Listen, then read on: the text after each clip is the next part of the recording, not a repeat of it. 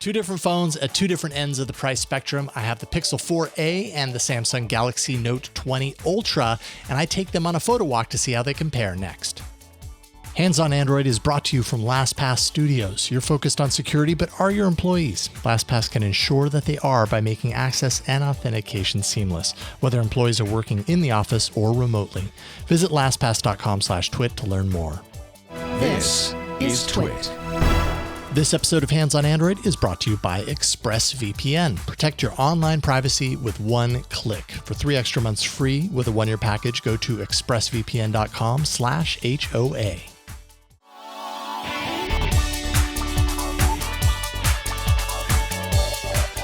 Hello and welcome to Hands on Android. I'm Jason Howell, and this week I have my hands on not one, but two different Android devices, the Google Pixel 4a and the Samsung Galaxy Note 20 Ultra. Both of these devices have come out in the past couple of weeks, but they're definitely very different. The Pixel 4a comes in around $350, which is not bad. The Note 20 Ultra clocks in more around $1,399 to start. So a completely different price category, right? The Pixel 4a is really targeting the mid-range firmly, and then the Note 20 Ultra is all the way up there in the premium price category. Both tout exceptional camera capabilities, but they each kind of approach this a little bit differently. First of all, you have the Pixel 4a. It has a single rear-facing 12.2 megapixel camera, the same lens, in fact, that's found in every Pixel device for a few years now. It's known as one of the best and most reliable smartphone cameras on the market. It really has proven itself.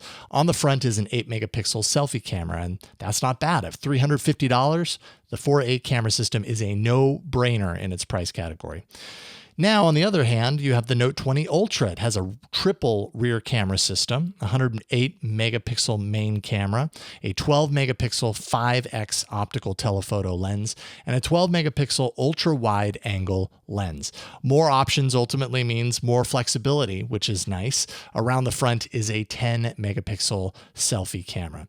Now, I decided to get out of the house for a change, get outside of these walls and go for a walk around town and take these camera systems, these very different devices, out for a little bit of a head-to-head on the camera front. I grabbed my face mask, a clipboard, and both of these devices and hit the town for a few hours yesterday afternoon and took a bunch of photos. So let's take a look at these photos and see how these two camera systems compare, especially in two wildly different price points.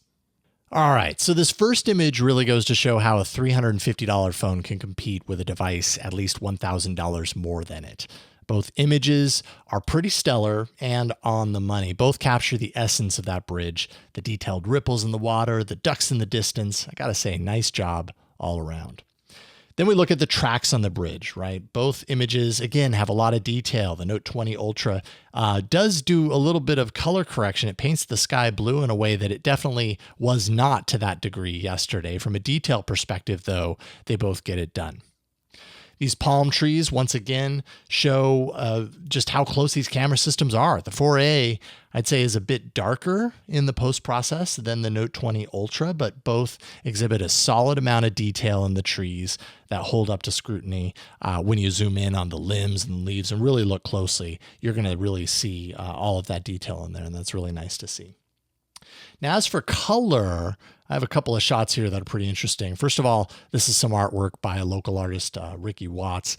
This one's pretty interesting. First, both devices show the color in the graffiti pretty similarly. Looks good either way you go. Where I notice a big difference, however, is in the background, particularly in the distance to the right of the art. If you zoom into that area, you can see a lot of extra depth and detail in the Pixel 4a image.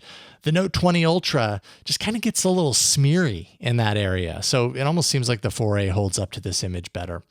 These peach flowers, this one comes down, I'd say, to a personal preference. The Note 20 Ultra camera does what the S20 Ultra did in kind of blurring things that are slightly outside of the sweet spot a little bit. And it is a nice effect when used correctly. The Pixel 4a, on the other hand, shows everything more or less in an equal sort of way. And I like both, but I tend to prefer the even-handed 4a approach just a bit more. I do give Note 20 Ultra some style points for doing things differently, though. These grapes here, this is where Samsung's post-processing really shines. It really pulls the color out of the grapes in an appealing way, which kind of makes the 4A image look a little flat by comparison. That and the depth of field differences on the Note 20 Ultra really ended up helping out this image. Now we've got some of this graffiti art. The Pixel 4a gets the colors and the contrast just right here. The extra processing on the Note 20 Ultra is pretty apparent when you put it next to the 4a. Kind of results in the art getting a little washed out. That tone gets washed out, and I prefer the 4a look. And then finally, these pink flowers. Now, both phones produce a very pleasing shot with a nice sharp foreground and blurred background. I do feel like the Note 20 Ultra captures a bit more of the detail in the flowers themselves. It's also, as we come to expect after these examples, just a tad brighter to my eyes, and maybe that's even more appealing in this case. Now, when it comes down to complexity and detail, I have a couple of great pictures for that. This lion bird statue, the Pixel 4a shines here. Really, by comparison, it's less blown out. You get more detail. Zooming in, you really see Samsung's imaging adjustments on the back end. Things just kind of get overprocessed and a little chunky. The shot with the pigeons in it, again, these two images are pretty close. The Pixel 4a does get the sky right when compared to the Note 20 Ultra, even though the Note 20 has some blue up there. Being here in person, I can tell you the sky is much grayer than blue right now. So I imagine that's part of Samsung's post-processing to make colors pop a bit more. Outside of that minor quibble, both cameras here perform well. As far as this image of a plant, now both camera systems capture the complexity of the limbs. The 4a gets the colors right, I'd say. Those darker elements were part of this plant's allure when I first saw it. The Note 20 Ultra really wants to make everything bright, and here I think it kind of detracts a little bit from the character of the plant. And then we've got these trees with limbs hanging down. This is a challenging shot with the shady qualities under the trees, combined with so many intricate lines from the hanging branches. And both systems produce an excellent picture. I tend to like the 4a just a little bit better in this case, only because the darker approach works for my eyes and resembles what I saw. Again, this is probably down to personal preference, but both cameras did well. And finally, some more contrasting shots. This mirror face, side by side, the Note 20 Ultra looks brighter and clearer, more detailed. And particularly when you look off in the distance at the flowers to the right side of the image, the 4a looks kind of muddy around there by comparison. This shot of the sidewalk out in front of Cucina Paradiso, looking at contrast here, detailing underneath the awning compared to detailing out in the sunlight. And the Pixel 4a, I'd say, comes out ahead, far less hazy out there, though it really is with all this smoke in the air from the fires that are nearby. The color really seems a little bit more balanced in that regard.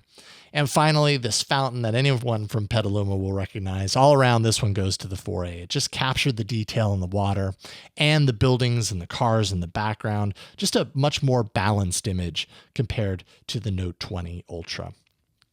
This episode of Hands on Android is brought to you by ExpressVPN. ExpressVPN lets you access the internet as if you're in a different country. It's fast, simple, and you can stream everything in HD quality with zero buffering. You can stream from Netflix, Amazon Prime, BBC iPlayer, YouTube, and so many more. You just fire up the app, change your location, hit connect, and then refresh. It's that easy. I was able to get Uncut Gems when it originally released in Netflix Canada. If you use my link right now at expressvpn.com/HOA, you can get an extra 3 months of ExpressVPN for free. That's expressvpn.com/HOA.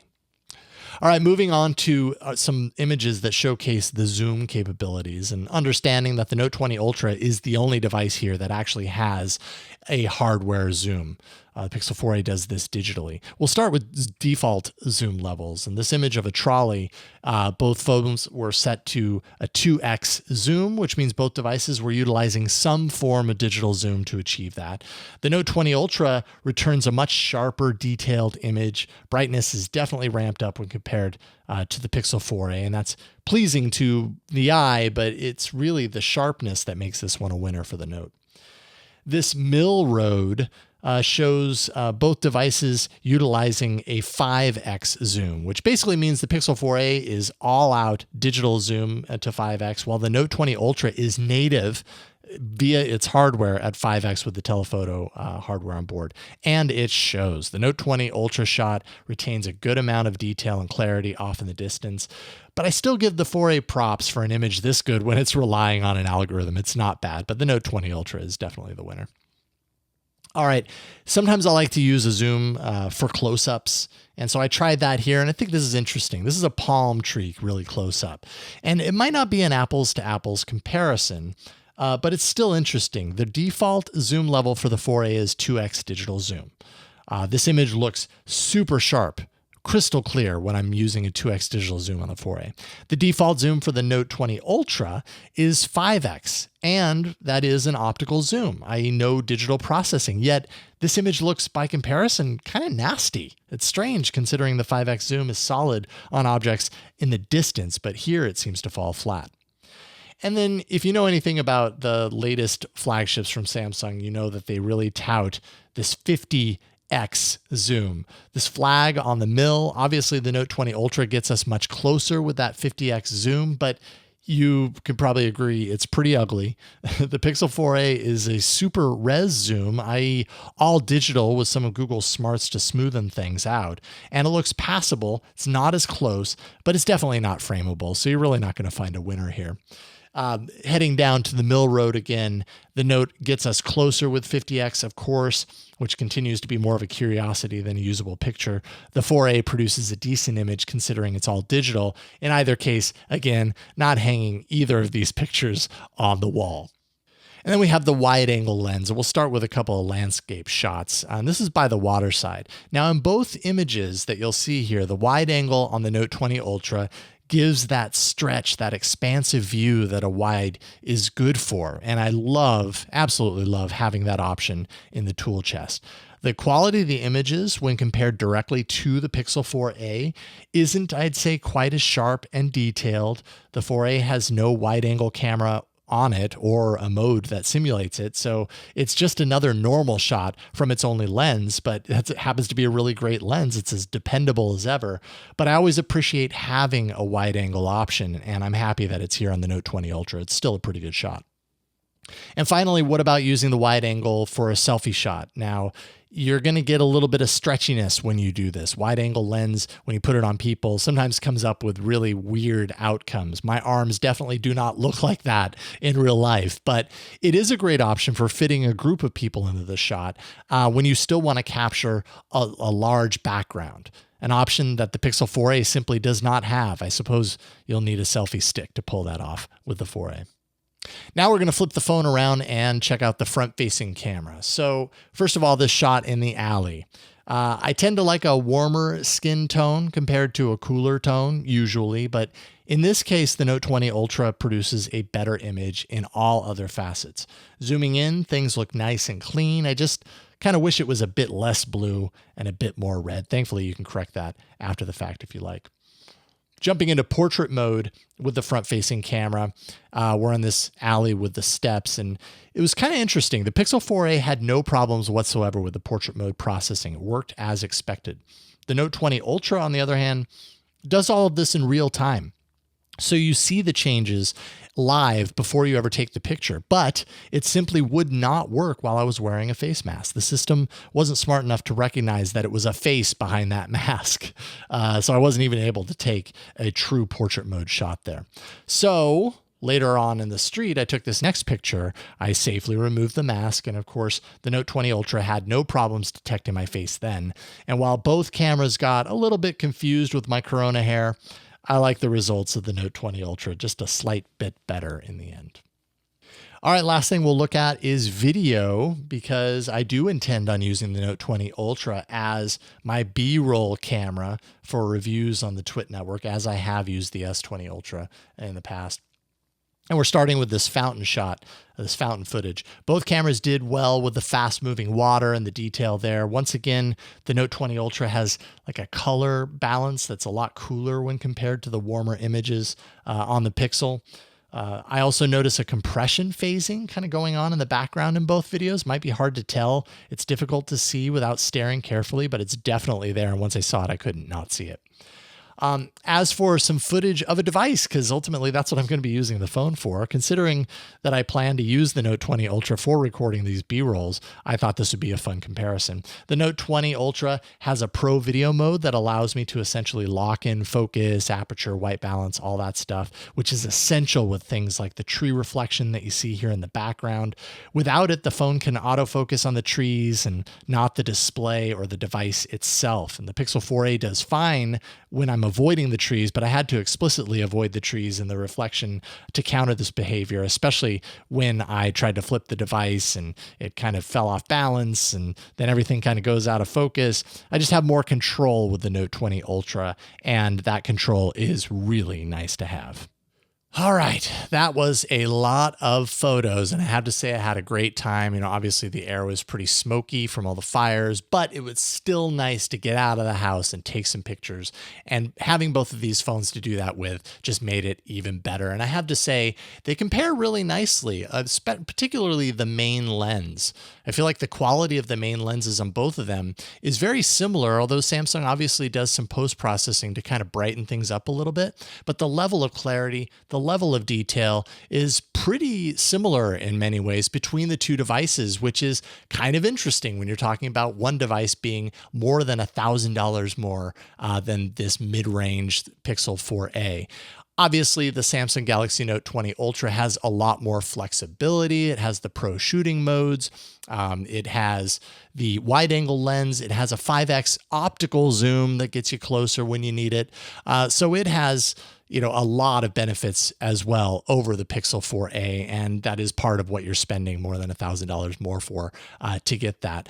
I'm not going to say that one is better than the other because I think they just kind of tackle things a little bit differently. You can make up your own mind, but I hope you've enjoyed this photo walk as much as I enjoyed going for a walk. Maybe it's time for you to go on a photo walk of your own. Send me your emails to hoa@twit.tv. You can find us on the web at twit.tv/HOA. There you can subscribe to the show in audio and video formats. Today's episode probably better in video format, to be honest. You can also link out to YouTube and subscribe there if that's your cup of tea. Thank you so much for watching and listening. Thanks to John Ashley for editing this, and we will see you next week on Hands on Android. Bye, everybody. Hey, what's going on, everybody? I am Ant Pruitt, host at TWiT TV. Got a question for you. Have you gotten tired of how bad your photos are looking every time you post them to Instagram? Better yet, have you gotten yourself a new camera and you can't quite figure out why the images just don't look that good? Well, I have a solution for you. It's my show, Hands on Photography. Each and every Thursday, I sit down and share different tips and tricks that are going to help make you a better photographer and a better post processor. So subscribe today at twit.tv/hop to learn more.